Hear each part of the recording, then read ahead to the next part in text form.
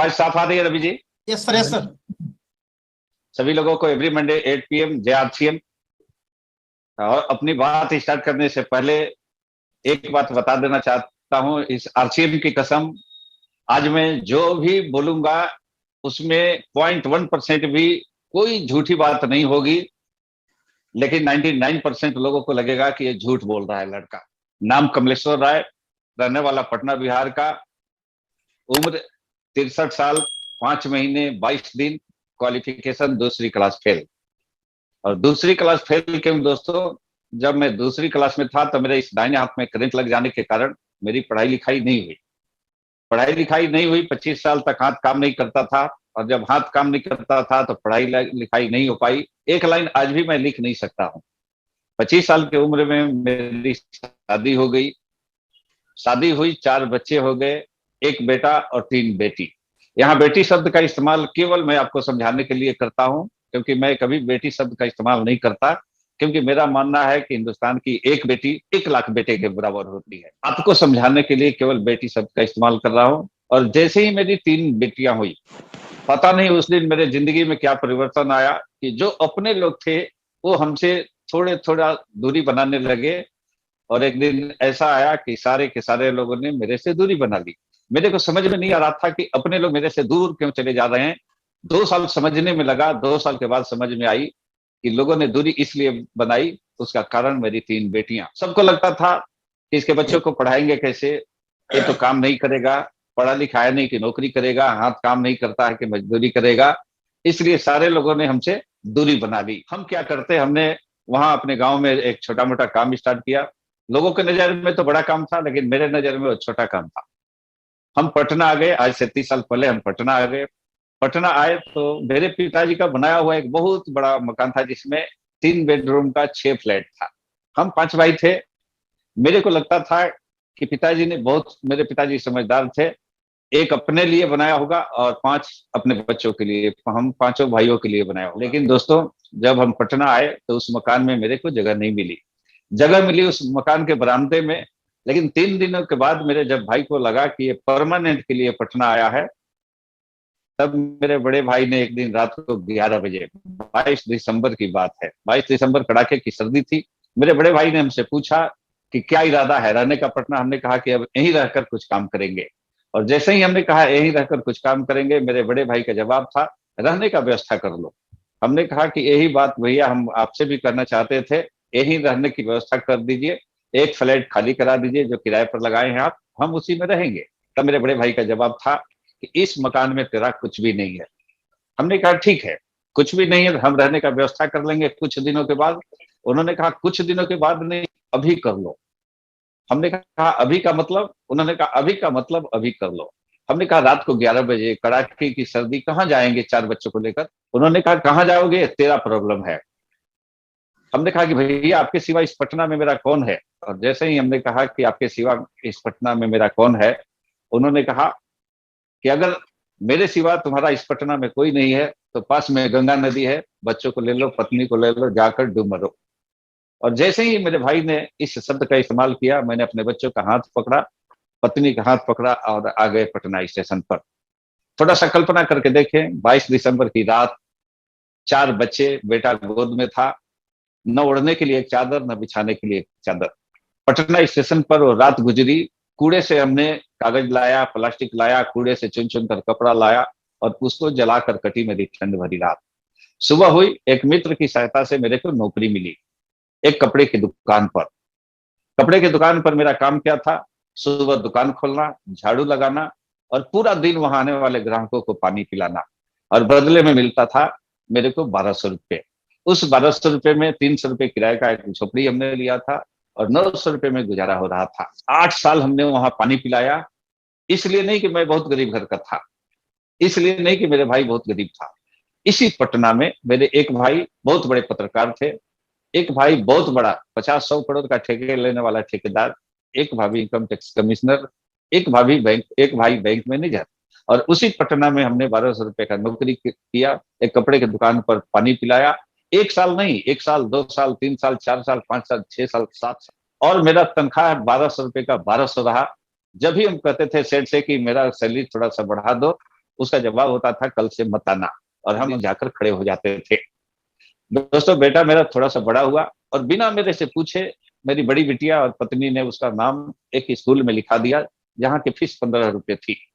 और लगातार 3 महीने एक दिन फीस नहीं देने के कारण मेरे बेटे का नाम काट दिया गया। वो डेट था 9 जनवरी 2004 का। मेरे बेटे का नाम काट दिया गया। मैंने स्कूल जाकर प्रिंसिपल का पैर पकड़ा, हाथ पकड़ा, रोया, गिड़गिड़ाया, लेकिन उस प्रिंसिपल ने मेरी बात नहीं सुनी। और उस दिन हमने आत्महत्या करने का निर्णय लिया। मैं वहां से निकला कि अभी जाऊंगा बाजार, एक जहर का पुड़िया लाऊंगा, खुद खाऊंगा, बच्चों को खिलाऊंगा और जीवन लीला समाप्त कर लूंगा। लेकिन जैसे दोस्त बाजार में निकले, हमने पॉकेट में हाथ डाला तो मेरे पॉकेट में 10 रुपए का भी नोट नहीं था। हमने सोचा कि अब घर नहीं जाएंगे 10 रुपया लेने, यही बाजार में किसी से मांग लेंगे। पटना के आईटीओ चौराहे पर, इनकम टैक्स चौराहे पर हम खड़े थे। अचानक मेरे बगल में एक बाइक रुकी और फिल्मी अंदाज में वह बाइक वाला बोलता है कि आजा मेरे बाइक पर बैठ जा। आवाज जाना पहचाना लगा। उसने हेलमेट उतारी तो देखा हमने कि एक मेरा बहुत पुराना दोस्त पूछता है कि कहाँ थे भाई इतने दिन से। हमने कहा आप कहाँ थे? उन्होंने कहा कि हम तुमको बहुत दिनों से ढूंढ रहे थे। हमने कहा हम भी ढूंढ रहे थे। उसने कहा क्यों ढूंढ रहे थे? हमने कहा पहले हमको 10 रुपए का एक नोट दो, उसके बाद बताएंगे क्यों ढूंढ रहे थे। उसने पर्स निकाला और पर्स में उसके बहुत सारे पैसे थे। उसने कहा 10 रुपए, 20 रुपए, 50 रुपए, 100 रुपए, 500, जितना लेना है ले लो, लेकिन एक शर्त है। मैंने कहा क्या शर्त है? उसने कहा पहले 2 घंटा समय देना पड़ेगा। हमने कहा 2 घंटे के बदले 4 घंटा ले लो, 8 घंटा ले लो, 8 दिन ले लो, 1 महीना ले लो, मेरे पास बहुत समय है, लेकिन पहले 10 रुपया दे दो। उसने कहा नहीं, पहले 2 घंटा दे दो। हमने कहा करना क्या पड़ेगा? उन्होंने कहा मेरे गाड़ी पर बैठो। उसके गाड़ी पर बैठे, वो ले गया पटना के आईएम में हॉल में, जहां आरसीएम बिजनेस की मीटिंग चल रही थी। उसने मेरे लिए भी टिकट लिया, अपने लिए भी लिया और जाकर हॉल में बैठाया और कहा कि यहाँ 2 घंटे बैठो, 2 घंटे के बाद 10 रुपया ले लेना और घर चले जाना। और उस 10 रुपए के लिए हम उस हॉल में बैठ गए। एक व्यक्ति आ रहा था, जा रहा था, उसके लिए लोग ताली बजा रहे थे, म्यूजिक बज रहा था, लोग डांस कर रहे थे। उसके बाद अगला व्यक्ति गया, उसने कहा कि मेरी इनकम 700। 4-5 लोग लाइन में खड़े थे, किसी ने कहा 800, किसी ने कहा 1200, किसी ने कहा 1500। उसके बाद फिर एक व्यक्ति ने कहा, उसके अगले लेवल वाले को बुलाया, किसी ने कहा मेरी इनकम 5000, किसी ने कहा 7000, किसी ने कहा 10,000। हमने अपने दोस्त से कहा कि देखो अगला जाएगा तो इनकम 20,000 बताएगा। और उसने, उस व्यक्ति ने फिर बुलाया कि सारे रॉयल्टी चीफर आ जाओ। और उस रॉयल्टी चीफर ने बताना शुरू किया कि पिछले महीने की इनकम 18,000, पिछले महीने की इनकम 22,000, पिछले महीने की इनकम 27,000। और हमने फिर अपने दोस्त से मजाक में कहा कि इसके बाद वाला जाएगा तो देखना 50,000 बताएगा। और वही हुआ। आगे वाले 50,000 बताने लगे, इनकम 60,000 बताने लगे। हमने कहा कि भाई ऐसा तमाशा बहुत देखे हैं, मेरे को 10 रुपया दो, हम जाएं। उन्होंने कहा कि अभी आधे घंटे बीते हैं, अभी 1.5 घंटा बाकी है। और अचानक यही बात कर रहे थे, तब तक अनाउंसमेंट हुआ कि अब इंतजार की घड़ियां समाप्त। अब आप जिसको सुनने आए हैं, भारत में लाखों लोगों की जिंदगी बदलने वाले व्यक्ति अब आपके सामने आ रहे हैं, आपके जोरदार तालियों के बीच। उन्होंने नाम लिया बीसी छाबड़ा जी का। बीसी छाबड़ा जी स्टेज पर जाने लगे। सारे लोग खड़े होकर ताली बजा रहे थे, नाच रहे थे, गा रहे थे, म्यूजिक बज रहा था। इकलौता हम थे जो हॉल में बैठे हुए थे।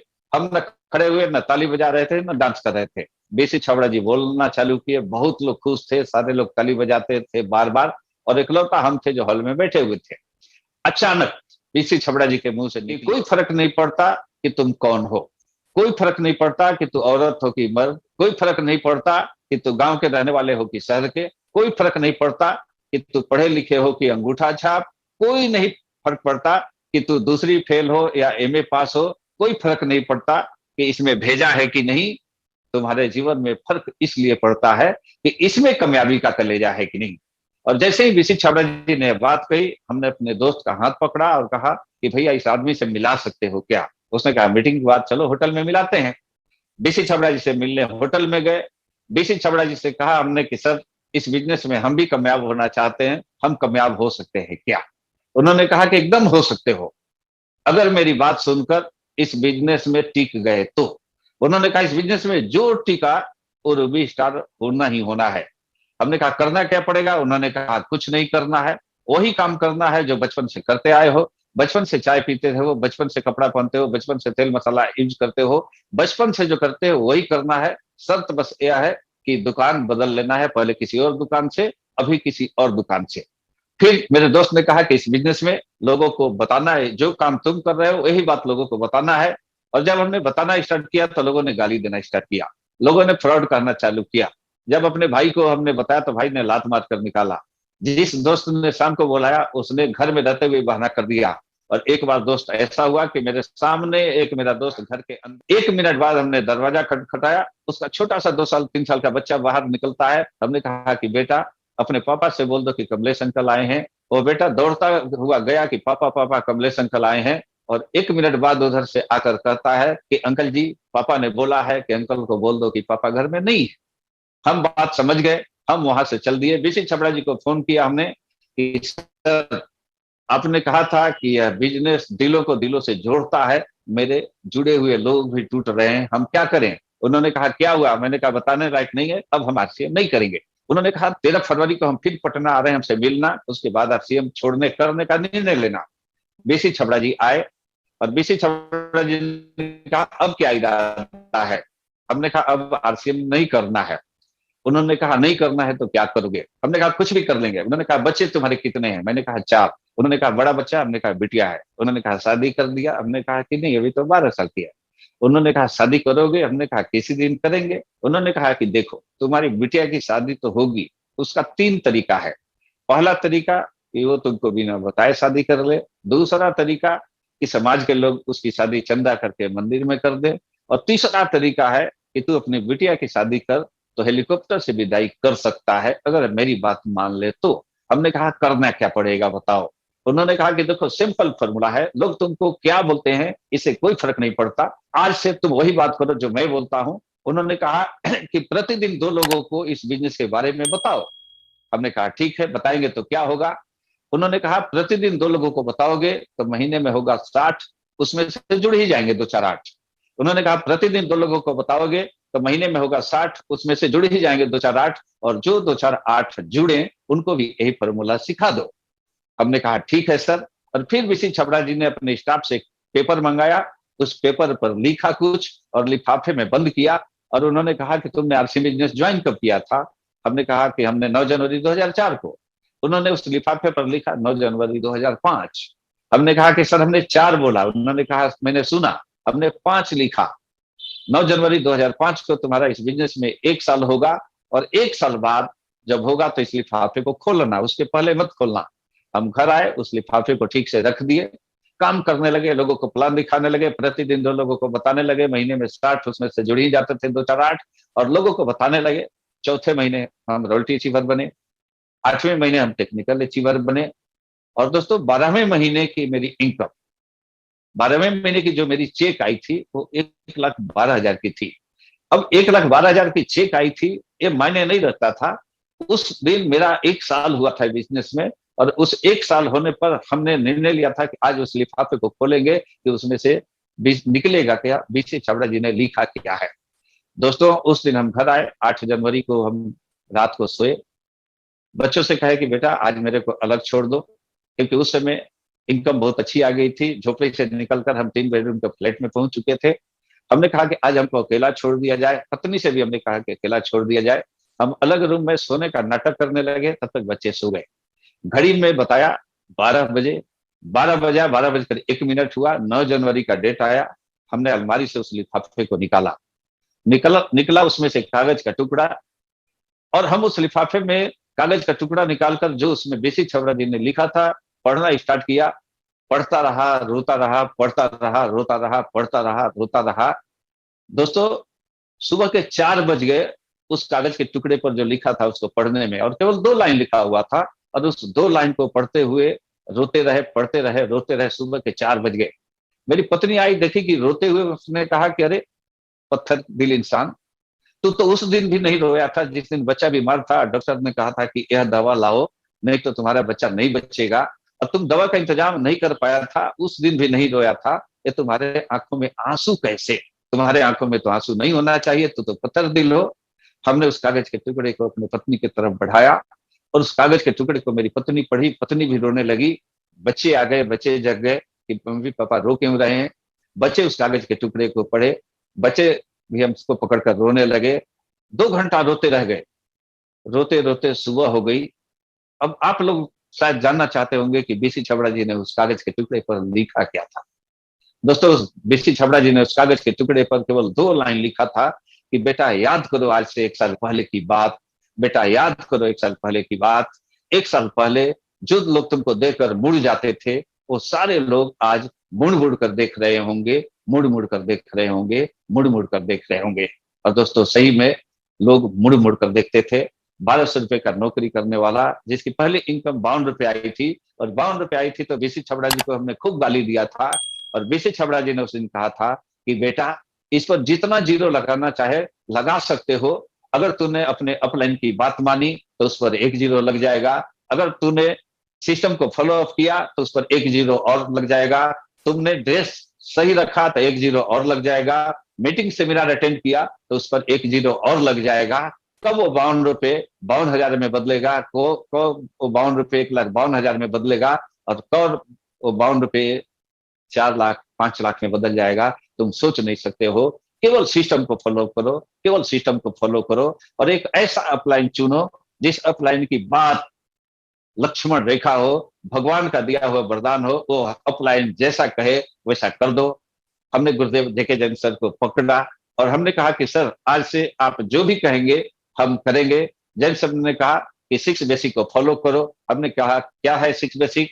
उन्होंने 6 बेसिक बताया था कि 6 बेसिक का पहला रूल प्रोडक्ट यूज, 6 बेसिक का दूसरा रूल प्रोडक्ट के बारे में जानकारी लेना और प्रोडक्ट के बारे में जानकारी देना। 6 बेसिक का अगला रूल अपना ड्रेस अप सही रखना। 6 बेसिक का अगला रूल अपने अपलाइन पर विश्वास करना, अपने अपलाइन पर भरोसा करना, अपने अपलाइन की बात मानना। 6 बेसिक का अगला रूल मीटिंग सेमिनार कभी मत मिस करना, कभी मत मिस करना। दोस्तों, यही हम किए और आज शायद आप लोगों को विश्वास नहीं होगा। जिन बच्चों को पढ़ाने के बारे में सोचते थे, जिन बच्चों के चलते मेरे घर वाले हमसे दूर हो गए थे कि इनको पढ़ाएंगे कैसे, इनकी शादी कैसे करेंगे, तो आपको बता दें, उन्हीं चारों बच्चों को पढ़ाने में हमने 2 करोड़ 53 लाख रुपए खर्च किया है। आज आरसीएम से कमाया कितना ये मायने नहीं रखता, लेकिन आरसीएम से कमा कर हमने इन्वेस्ट किया तो आज करीब करीब 50 करोड़ की वो प्रॉपर्टी हो चुकी है।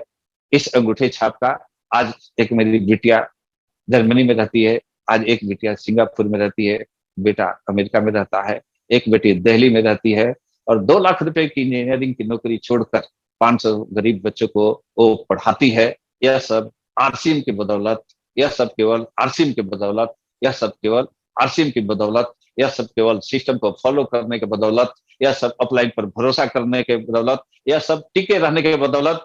क्यों?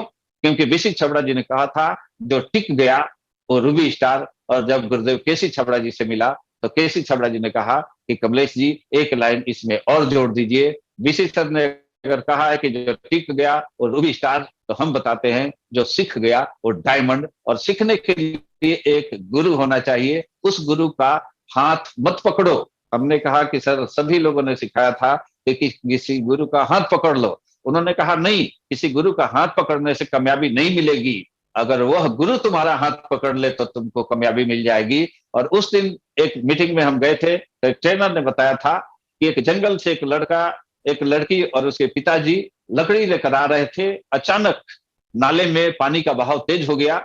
लड़की ने हाथ पकड़ रहा था, बाप कह रहा था कि बेटा जल्दी से मेरा हाथ पकड़ लो, मजबूती से पकड़ लो, और लड़की कह रही थी कि तुम पकड़ लो। बाप कह रहा था कि बेटा तुम पकड़ो या हम पकड़े, इससे क्या अंतर। बेटी ने कहा कि बेटा, पापा थोड़ा सा ऊंच नीच हो जाए तो शायद मेरा हाथ आपसे छूट जाए, लेकिन आप अगर मेरा हाथ पकड़ लेंगे तो कुछ भी हो जाए आप मेरा हाथ नहीं छोड़ेंगे। यही बात केसी छाबड़ा जी ने सिखाया था कि कमलेश, जिस दिन तुम किसी का हाथ पकड़ोगे शायद ऊंच नीच थोड़ा सा हो जाए, तो हो सकता है कि तुम हाथ छोड़ दो, लेकिन कुछ ऐसा करो कि तुम्हारा अपलाइन तुम्हारा हाथ पकड़ ले। और जिस दिन तुम्हारा अपलाइन तुम्हारा हाथ पकड़ लेगा उसके बाद तुमको कामयाबी निश्चित है। लेकिन अपलाइन हाथ पकड़ता है तो होता क्या है, कभी कभी ऐसा होता है कि अपलाइन अपने फायदे की बात कर रहा है, इसलिए लोग अपलाइन पर भरोसा नहीं करते हैं, अपलाइन की बात नहीं मानते हैं। लोगों को लगता है कि अपलाइन से हम ही तेज हैं। तब जैन साहब ने एक बात कही थी।